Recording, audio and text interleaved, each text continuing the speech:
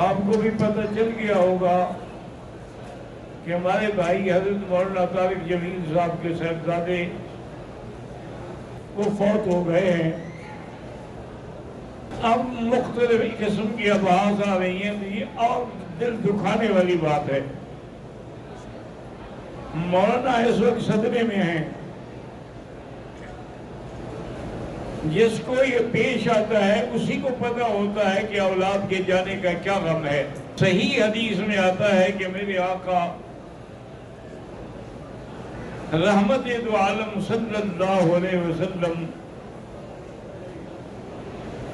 اپنی بیٹی زینب کے بیٹے ابراہیم کو گود میں لیے ہوئے ہیں اور وہ دم توڑ رہا ہے، اور اس کے بعد آپ کے آنسو مبارک بھی بہہ رہے ہیں،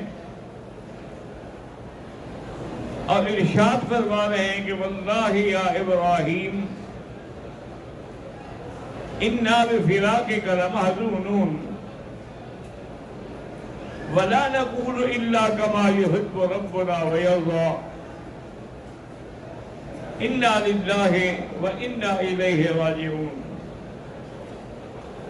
کیونکہ یہی حکم ہمیں اللہ نے قرآن میں بھی دیا ہے کہ اگر مومنوں کو کوئی مصیبت درپیش آئے، الذین اذا اصابتهم مصیبت قالوا انا للہ وانا الیہ راجعون اولئک علیہم صلوات من ربهم ورحمہ واولئک هم المہتدون۔ اللہ تبارک و تعالی حضرت مولانا طارق جمیل صاحب کو صبر جمیل عطا فرمائیں۔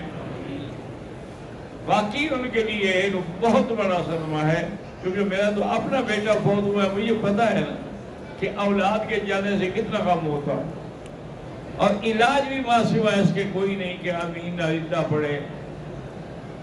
جہاں تک آنسو بہانے کا تعلق ہے وہ جائز ہے، کیونکہ الدموع رحمت، آنسو بہانا رحمت کی علامت ہے۔ البتہ موت پر واویلا کرنا، جزا فضا کرنا، وہ بالکل ناجائز ہے۔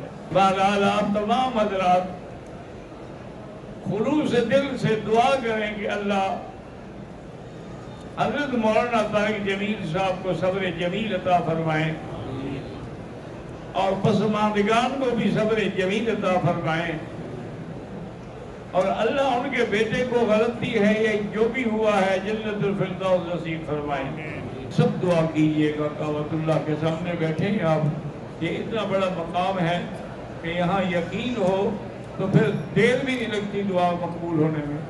حتیٰ کہ دیکھیں رکن یمانی ہے، یہاں اگر آدمی ہاتھ لگائے اور بسم اللہ اللہ اکبر وَلِلَّهِ الْحَمْدُ اللہم انی اسألک العفو والعافیہ، تو 70,000 فرشتہ کہتے ہیں اللہ اپنے اس بندے کی دعا قبول فرما۔